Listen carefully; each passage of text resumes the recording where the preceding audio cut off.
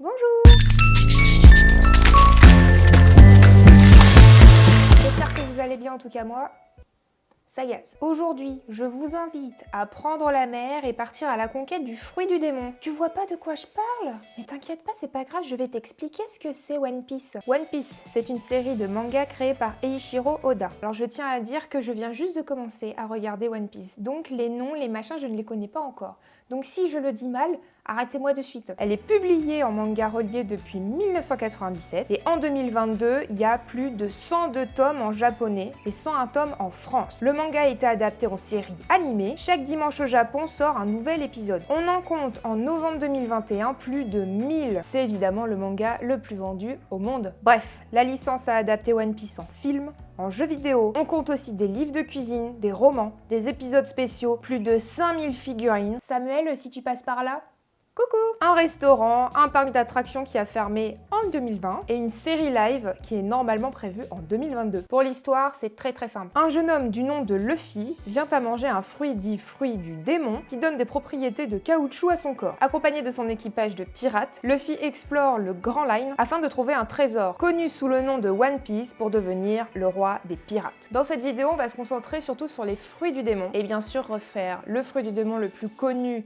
du monde de One Piece, le Gomu Gomu no Mi de Luffy. J'espère que la vidéo vous plaira, lâchez vos meilleurs pouces bleus pour soutenir la chaîne, et puis c'est parti. C'est quoi un fruit du démon? Les fruits du démon sont des objets légendaires qui donnent diverses aptitudes et capacités spéciales à ceux qui les mangent. Mais ça les condamne d'une certaine manière parce qu'en fait ils ne peuvent plus du tout nager. La personne qui mange un fruit du démon va au contraire couler comme une enclume et perdre ses forces au contact de l'eau ou du granit marin. Et je peux vous dire que dans le monde des pirates, quand t'es entouré d'océans, c'est ballot. Les fruits du démon sont conservés dans des coffrets en bois simples, comme les coffres au trésor. C'était le cas pour celui de Luffy. Il existe en tout plus de 100 fruits du démon, mais on connaît actuellement que l'apparence de 35 fruits. Certains fruits n'apparaissent que dans le manga et d'autres que dans l'anime. Ça crée ainsi une authenticité propre à chacun. Concernant les fruits en eux-mêmes, d'après les dires de ceux qui les ont mangés, c'est pas super bon, il paraît. Ça donnerait même plus envie de vomir. Lorsque la personne qui a mangé le fruit meurt, le fruit réapparaît quelque part avec le pouvoir en lui.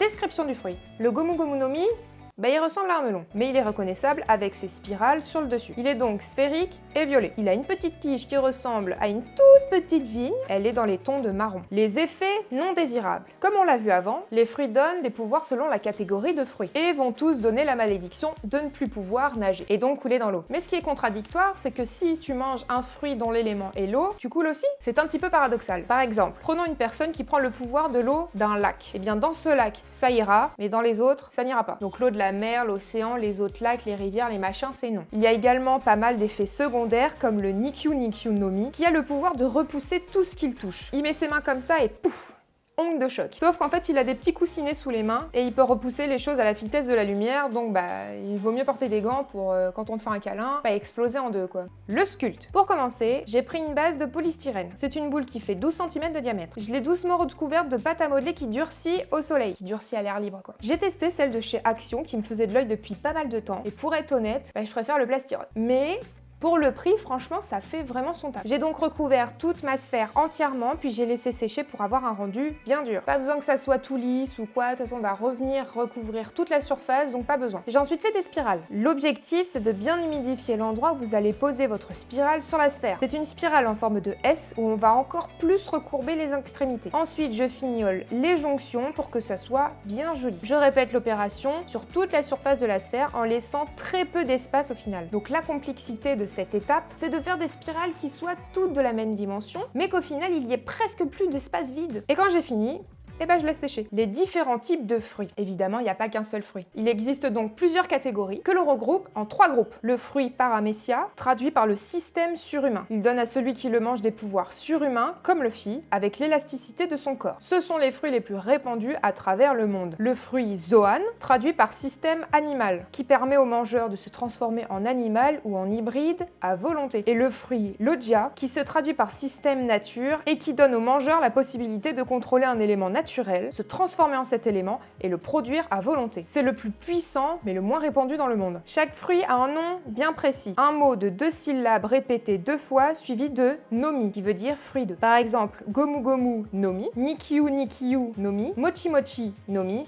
etc. Sauf quelques exceptions, par exemple le zozo nomi. La peinture. La peinture, ça a été tout simple. On fait une base de violet partout et on laisse sécher. Je garde ma peinture violette en stock le temps que ça sèche pour avoir la même teinte après pour les retouches. Petite astuce, si vous avez fait comme moi votre mélange de peinture dans un petit bol, je rappelle que pour faire ce violet là, il faut un petit peu de rouge, un petit peu de bleu et un tout petit peu de jaune, et vraiment un tout petit peu de jaune, hein, pas beaucoup. Et un petit peu de blanc. Bref, pour ne pas qu'elle sèche, moi ce que je fais c'est que je mets soit de l'aluminium bien par-dessus, et quand j'ai pas d'aluminium, je mets mon bol bien au plat dans un sac à congélation et je ferme. Comme ça, il n'y a pas d'air qui rentre dedans et la peinture ne sèche pas. Une fois bien sec, je reviens en détail avec du violet très foncé pour les interstices. Donc j'ai rajouté dans mon violet d'origine un petit peu de noir. Mais pas dans tout mon violet. J'ai pris un petit peu de violet, hop, j'ai mis dans un autre récipient et j'ai mis du noir dedans. Parce que si on mélange tout mon violet, bah j'ai plus de violet.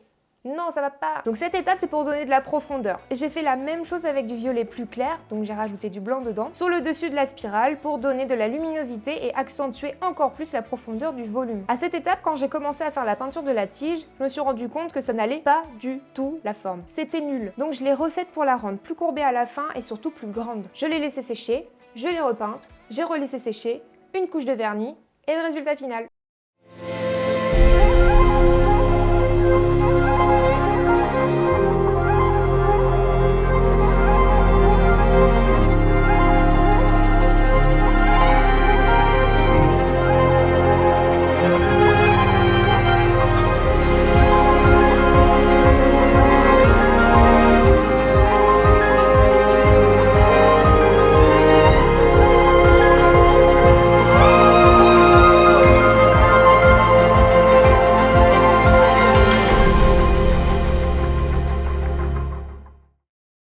J'espère que cette vidéo vous a plu. N'hésitez pas à me le dire dans les commentaires. Sachez que tous vos commentaires, je les lis et je les trouve toujours très bienveillants et très constructifs, donc merci beaucoup. Je vous remercie d'être toujours plus nombreux sur cette chaîne, ça me fait énormément plaisir et je me sens soutenue et ça fait vraiment un bien fou. N'oubliez pas de vous abonner, de liker et de partager cette vidéo. On se retrouve très vite pour une nouvelle vidéo.